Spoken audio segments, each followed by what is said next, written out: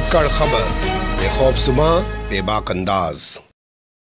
धाकड़ खबर के news room से मैं आपके साथ हूं अकरम रईस खान। यूं तो उत्तर प्रदेश के सीएम जब से आदित्यनाथ योगी बने हैं तब से यहां की पुलिस पर मुसलमानों के उत्पीड़न करने का, उनको एनकाउंटर में मारने का, उनको जेल में डालने का, फर्जी मुकदमों में फंसाने का बहुत सारे आरोप लगते ही रहते हैं। लेकिन आजकल एक आरोप लग रहा है कि पुलिस की कस्टडी में लोगों की मौत हो रही है, पुलिस लोगों को मौत के घाट उतार दे रही है। फिर से एक बार एक मुस्लिम शख्स की मौत हो जाने के बाद यह सवाल खड़ा हो गया है। लेकिन इस बार पहले की तरह कोई हंगामा नहीं दिखाई दे रहा है, मीडिया में भी कोई हलचल नजर नहीं आ रही है। जो आजकल नए नए पत्रकार पैदा हो गए हैं वो भी इस खबर को लेकर बेचैन नजर नहीं आ रहे हैं। पहला सवाल आपके जहन में अभी तक की जानकारी के बाद पैदा यही होना चाहिए कि कहाँ ये घटना हुई है, क्यों ये घटना हुई है और क्यों इस घटना पर इतनी खामोशी है। तो आपके तमाम सवाल का जवाब देते हुए एक रिपोर्ट आपके सामने रखने जा रहा हूं। चलते हैं खबर की तरफ।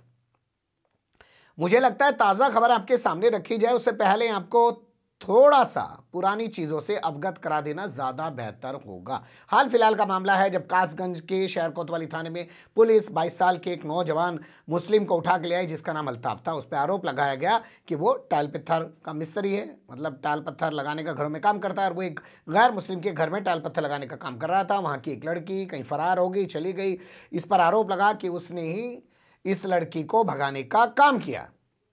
मुकदमा दर्ज हो गया, पुलिस इसको घर से ले आई और बाद में इसकी लाश मिली थाने के शौचालय से।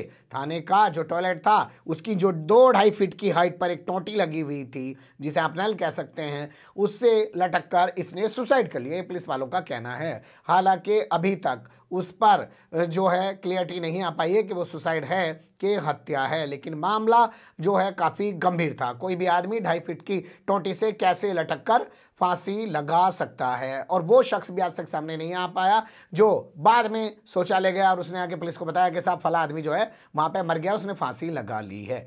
तो वो मामले में खूब हंगामा मचा था। आपने देखा होगा अखिलेश यादव ने उस पर सवाल उठाए, आम आदमी पार्टी ने भी उस पर सवाल उठाए और प्रियंका गांधी ने भी उस पर सवाल उठाया। असदुद्दीन ओवैसी भी उस पर बोलते हुए दिखाई दिए थे।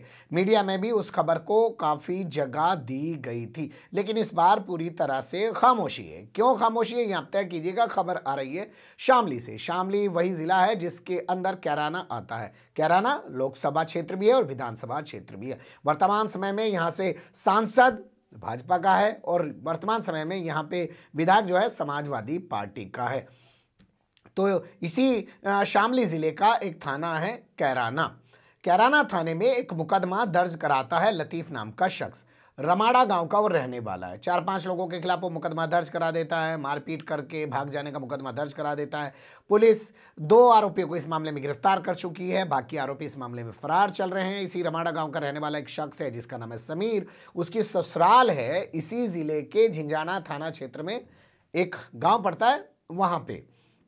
तो पुलिस को पता लगता है कि वो अपनी ससुराल में छिपा बैठा है झिंझाना थाना क्षेत्र के बिडोली सादात गांव में। तो पुलिस वहां पहुंच जाती है, क्रांतिकारी पुलिस है कैराना की, वहां पहुंच जाती है। दूसरे थाना क्षेत्र में रात का वक्त है और जब वहां पे वो नहीं मिलता तो आरोप है कि उसके ससुर को ले जाने की कोशिश करती है। उसका ससुर जान बचाने के लिए कूद जाता है जिससे उसकी मौत हो जाती है। मृतक का नाम नफीस बताया जा रहा है, उम्र 50 साल बताई जा रही है।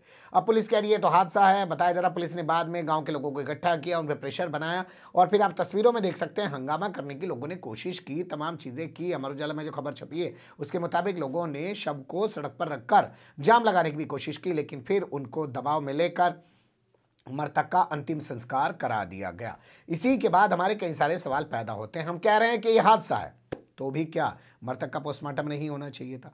आखिर मृतक को ऐसे क्यों दफनवा दिया गया? दूसरा, आखिर पुलिस ने दबाव क्यों बनाया? मान लीजिए मृतक के परिवार के लोग अगर आरोप लगा रहे हैं कि पुलिस वालों के डर की वजह से ये कूद गए, गिर गए, मौत हो गई, या पुलिस इनको पकड़ के ज़बरदस्ती ले जाने की कोशिश कर रही थी, दामाद नहीं मिल रहा था तो ससुर को ही उठा के ले जाने की कोशिश कर रही थी, तो क्यों ना उन पुलिस वालों को फ़ौरन सस्पेंड किया जाता, पूरे मामले की इंक्वायरी बैठाई जाती, जाँच की जाती। लेकिन क्योंकि मरने वाले का नाम नफीस है तो कोई हो हंगामा करने की ज़रूरत नहीं है।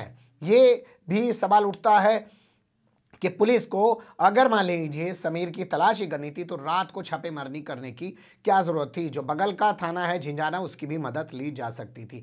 बगल के थाने की पुलिस उसके ससुर को बुला सकती थी, ससुर को कह सकती थी कि अपने दामाद को पेश करो, नहीं तो तुम्हें कैराना पुलिस आके उठा के ले जाएगी। लेकिन आप जानते हैं कैराना का थानेदार कौन है? कैराना का थानेदार है परमवीर सिंह राणा, जिस पर अभी कुछ दिन पहले आरोप लग रहा था अपनी थाने में तैनात एक दरोगा, जो महिला जो गुर्जर जाति से ताल्लुक रखती थी, उसके साथ बदसलूकी करने का। उसने खुलेआम एसपी के यहाँ जाके दरखास्त दे दी थी। फिर उसके बाद इस पूरे इलाके में जाट वर्सेस गुर्जर स्थिति बन गई थी पुलिस के अंदर। वही परमवीर सिंह राणा जो सहारनपुर के रामपुर मनिहारा थाने में तैनात था, और वहां पे एक मुस्लिम शख्स की बच्ची जब अपने घर से चली गई और वो गया उसकी रिपोर्ट दर्ज कराने के लिए, तो गंदी गंदी गालियां देने लगा था। उसका एक वीडियो भी वायरल हो गया था, वही परमवीर सिंह राणा। यानी कि सस्पेंड कितनी बार कर लीजिए फिर भी पोस्टिंग तो मिल ही जाती है। इससे आप समझ सकते हैं कि सस्पेंड करने से कोई फर्क तो पड़ता नहीं है। ऐसे लोगों के खिलाफ मुकदमा दर्ज हो, इनको जेल में डाल दिया जाए, इनको बर्खास्त कर दिया जाए, तब तो 2-4 पुलिस वालों को कोई सबक पैदा हो।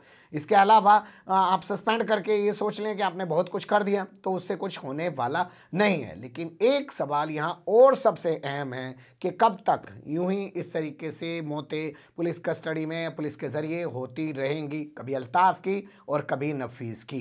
क्या कभी इस पर संजीदगी से गौर किया जाएगा, या इसके जरिए भी एक तुष्टीकरण की राजनीति को फैलाया बढ़ाया जा रहा है और दिखाने की कोशिश की जा रही है, देखो मरने वाले कौन है पुलिस के हाथों। बने रहेगा धाकड़ खबर के साथ। फिलहाल कमेंट्स के रूप में आप लोग अपनी राय दे सकते हैं, खबर को लाइक कर सकते हैं, चैनल को सब्सक्राइब कर सकते हैं और ज़्यादा से ज़्यादा हमारी खबरों को शेयर कर सकते हैं। फिर ऐसे ही किसी सुलगते हुए या उलझते मुद्दे लेकर मैं आपके सामने हूँगा हाजिर। फिलहाल अभी मुझे दें इजाज़त।